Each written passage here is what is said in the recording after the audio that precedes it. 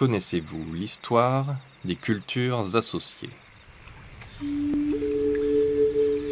Tout a commencé il y a très longtemps, au début de l'agriculture. Ce sont les Mayas qui nous ont laissé l'exemple le plus connu, las tres hermanas, ou la technique dite des 3 sœurs. Le principe consistait à faire pousser en même temps, et sur une même parcelle, les 3 principaux végétaux à la base de leur alimentation. Le maïs, le haricot et la courge. Ils inventèrent ce procédé en voyant que ces végétaux s'aidaient mutuellement sans savoir que des processus de compétition et de complémentarité entre plantes étaient en jeu. Il existe une multitude d'associations cultivées par les agriculteurs, le plus souvent combinant une céréale et une légumineuse, comme par exemple de l'orge et du pois, ou du blé et de la lentille. De par leur capacité à capter l'azote dans l'air, les légumineuses laissent à la céréale associée l'azote présent dans le sol, lui permettant de satisfaire ses besoins pour produire des graines de bonne qualité, riches en protéines.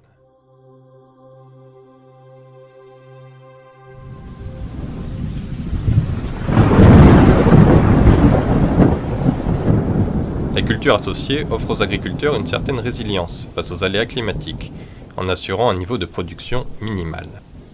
Lorsque le pois menace de verser à cause des pluies printanières, il peut, en association, prendre appui sur les tiges du blé, rester debout et être facilement récolté.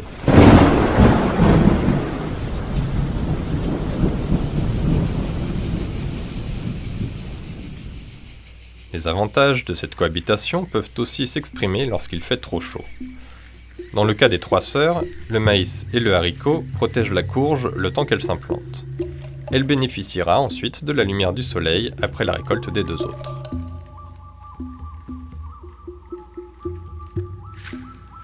Cette pratique permet également de lutter contre les attaques des ravageurs, comme le puceron qui vient se poser sur les cultures pour y pondre et se nourrir.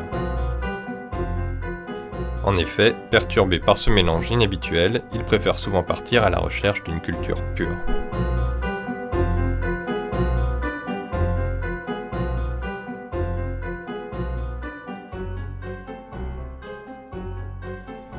C'est par la suite, quand vient le temps des moissons, que les choses peuvent se compliquer. Il faut récolter puis séparer les graines de céréales et de légumineuses. En effet, le boulanger a seulement besoin du blé pour faire sa farine, alors que l'alimentation humaine et animale réclame des graines de légumineuses.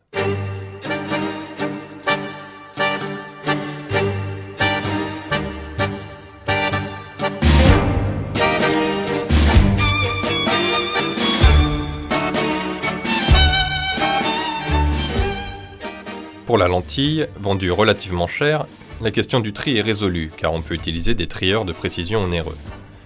Pour le pois, il faut trouver des solutions à moindre coût, nécessitant de réfléchir avec tous les acteurs de la filière pour trouver des alternatives.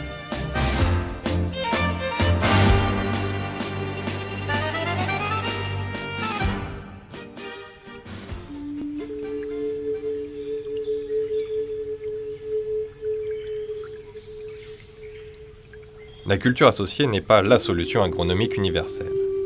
Il s'agit bien d'un levier intéressant pour une agriculture plus agroécologique afin de diversifier les assolements, d'accroître la résilience face aux aléas et de réduire l'usage des intrants et leurs impacts négatifs sur l'environnement.